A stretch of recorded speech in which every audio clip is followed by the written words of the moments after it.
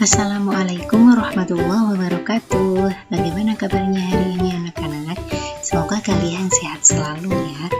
Baiklah, kali ini kita akan belajar tema 6 pembelajaran 3 pada subtema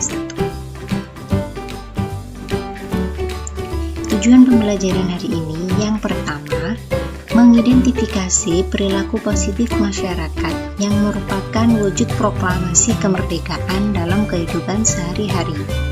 Yang kedua, menyampaikan hasil pengamatan tentang makna proklamasi kemerdekaan dalam upaya membangun masyarakat Indonesia sejahtera dengan tepat. Yang ketiga, menjelaskan pelaksanaan kewajiban sebagai warga negara dalam kehidupan sehari-hari dengan tepat. Mari kita membaca dulu ya. Kemerdekaan yang telah dicapai bangsa Indonesia merupakan sarana mewujudkan masyarakat Indonesia yang sejahtera. Upaya membangun masyarakat Indonesia yang sejahtera diantaranya dengan meningkatkan taraf kehidupan bangsa, meningkatkan taraf kecerdasan bangsa, dan mengembangkan segala potensi yang dimiliki untuk kemajuan bangsa Indonesia.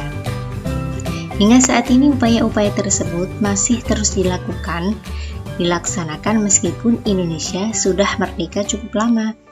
Dukungan masyarakat yang peduli lingkungan sangat diperlukan dalam upaya-upaya bangsa untuk mewujudkan masyarakat sejahtera.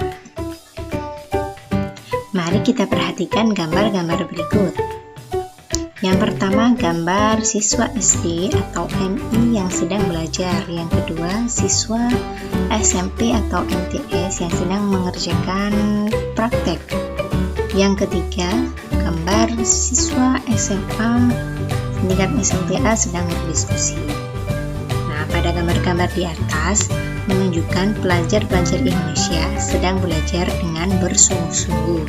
Mereka sedang melaksanakan kewajibannya sebagai warga negara. Mengikuti pendidikan yang diselenggarakan oleh pemerintah merupakan kewajiban bagi semua warga negara. Semua warga negara wajib mengikuti pendidikan dasar. Kewajiban mengikuti pendidikan dasar bagi setiap warga negara Indonesia ditegaskan dalam Undang-Undang Dasar Negara Republik Indonesia Pasal 31 Ayat 2. Bunyi Pasal 31 Ayat 2 Undang-Undang Dasar Negara Republik Indonesia tahun 1945 yaitu setiap warga negara wajib mengikuti pendidikan dasar dan pemerintah wajib membiayainya.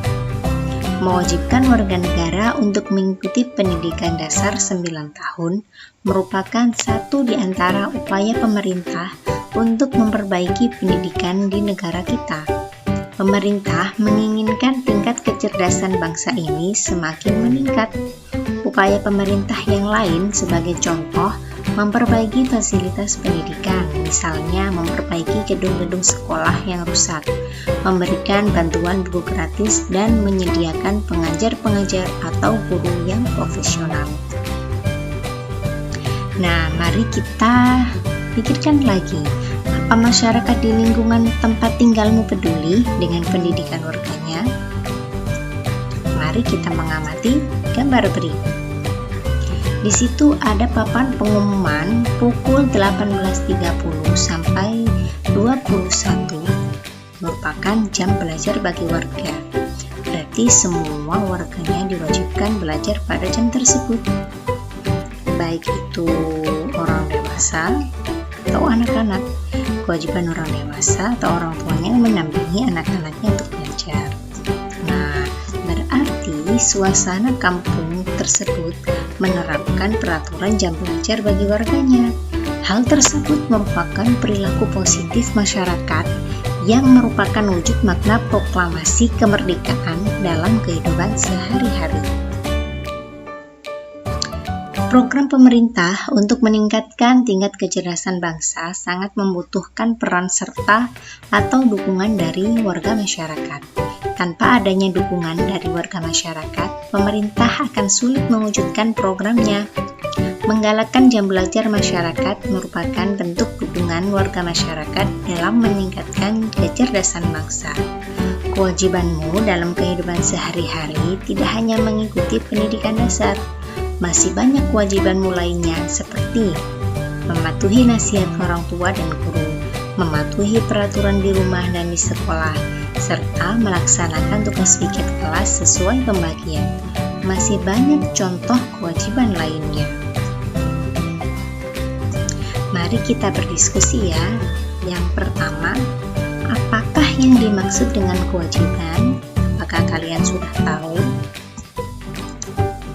Kewajiban merupakan sesuatu yang harus dilakukan dengan penuh rasa tanggung jawab.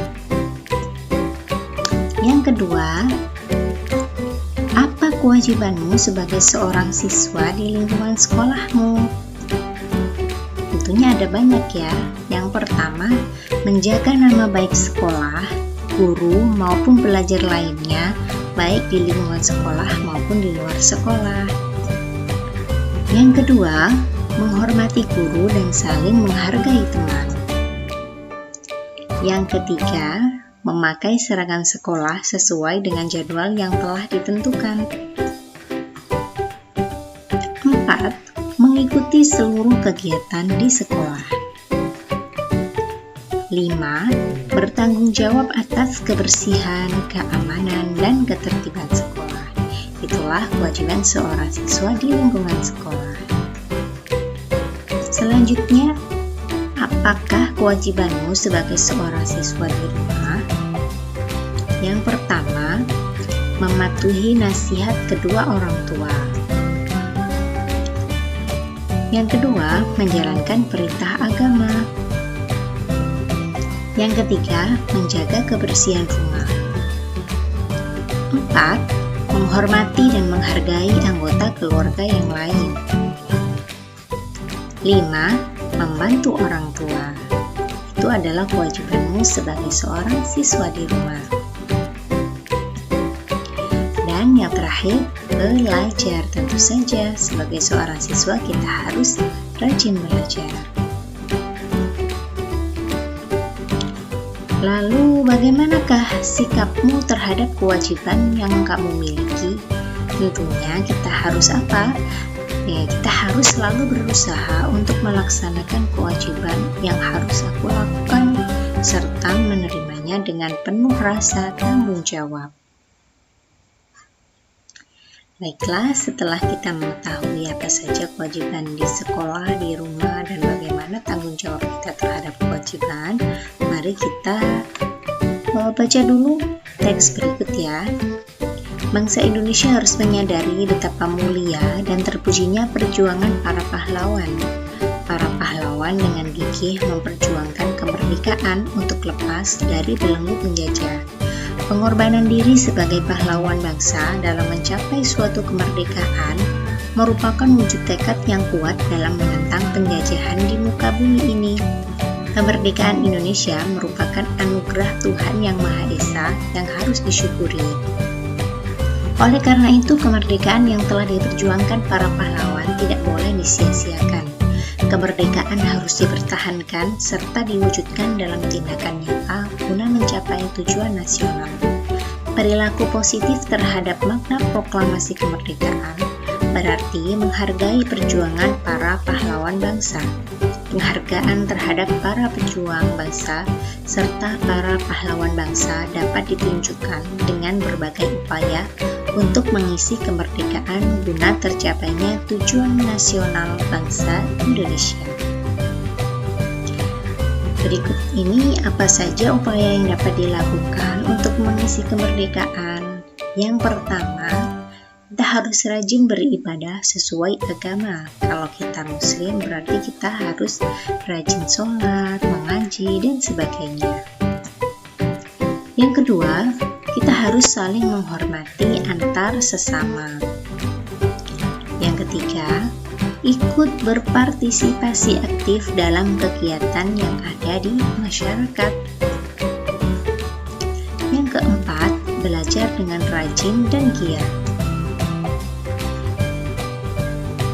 Yang kelima, menjaga dan memelihara semangat persatuan dan kesatuan.